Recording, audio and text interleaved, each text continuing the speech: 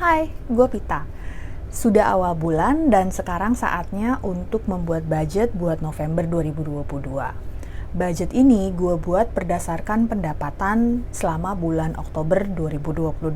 Bulan Oktober kemarin itu roller coaster banget buat gue secara finansial, di mana ada kenaikan pendapatan dari beberapa stream income, tapi juga ada pengeluaran yang sangat besar karena keadaan darurat. Lebih lanjut akan gue ceritakan nanti bagaimana gue mengatur strategi finansialnya, tapi tanpa berlama-lama, inilah budget gue buat November 2022. Untuk biaya hidup, cash itu di sekitar 7 juta dan biaya hidup non-cash itu sebesar 5.753.000. Sehingga total biaya hidup gue adalah 12.753.000. Sedangkan non biaya hidup itu adalah buat keluarga sebesar 7 juta.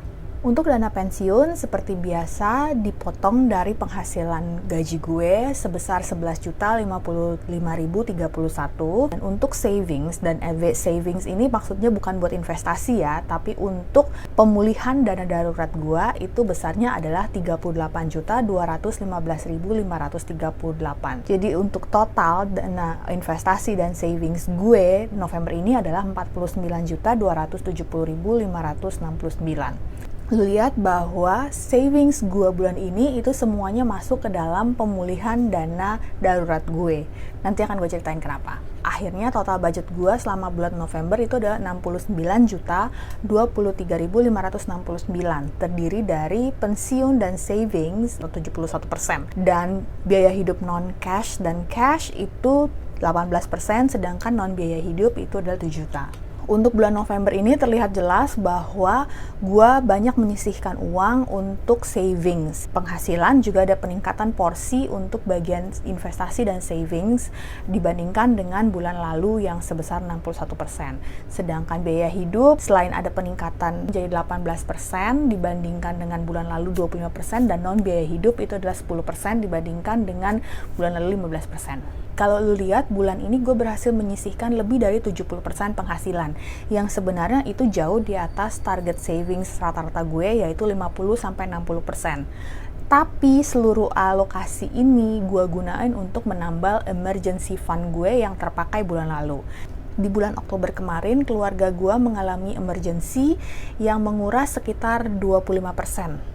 Yes, 25% dari emergency fund gua yang senilai setahun biaya hidup dalam waktu kurang dari 10 hari. Jadi gue sekarang dalam proses untuk mengisi kembali emergency fund tersebut, sehingga ini adalah prioritas utama gue dalam dibandingkan dengan berinvestasi.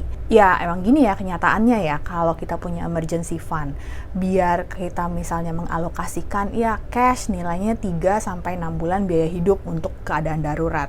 Atau dalam kasus gue mengalokasikan 12 bulan. Tapi ya kenyataannya tidak ada jaminan bahwa ketika keadaan darurat terjadi, dana kita itu kepakainya ya dalam rentang waktu segitu. Gue selalu bilang personal finance is personal. Jadi walaupun gue selalu menyarankan agar kita memiliki dana darurat setidaknya 3-6 bulan dari biaya hidup, gue sendiri merasa lebih nyaman punya buffer alokasi dana selama setahun. Again, ini keputusan personal gue dan mungkin tidak cocok untuk semua orang ya. Jadi, untuk dana darurat, gue mempunyai dana segitu yang gue alokasikan dalam bentuk liquid cash yang bisa gue akses dalam waktu 30 detik. Jadi bukan dalam bentuk reksadana atau aset setara cash lain yang harus menunggu proses transaksi pencairan selama beberapa hari. Jumlah buffer ini memang cukup banyak buat beberapa orang, tapi buat gue ini adalah sumber ketenangan di masa darurat. Bayangkan bagaimana stresnya gue kalau gue cuma menyisihkan dana darurat sebesar 3 bulan yang akan langsung menjadi nol dalam waktu 10 hari. Karena buffer dana darurat gue cukup besar, gue merasa lebih tenang ketika gue harus mengeluarkan dana itu dalam jumlah yang besar dalam waktu singkat.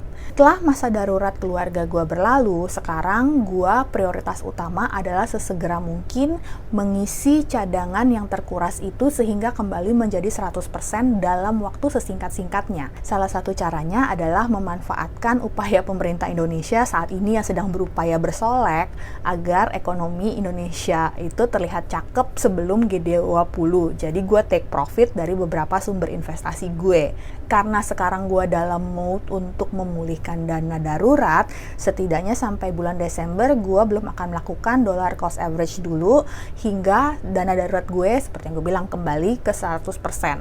Hal ini kan karena kita tidak akan pernah tahu namanya darurat tuh akan kejadiannya kapan. Jadi gue tidak mau seandainya keadaan darurat berikutnya terjadi, ternyata tangki dana darurat gue cuma 75%. Tapi memang di lain investasi secara aktif, tentu saja tetap gue berinvestasi secara pasif melalui rekening dana pensiun gue.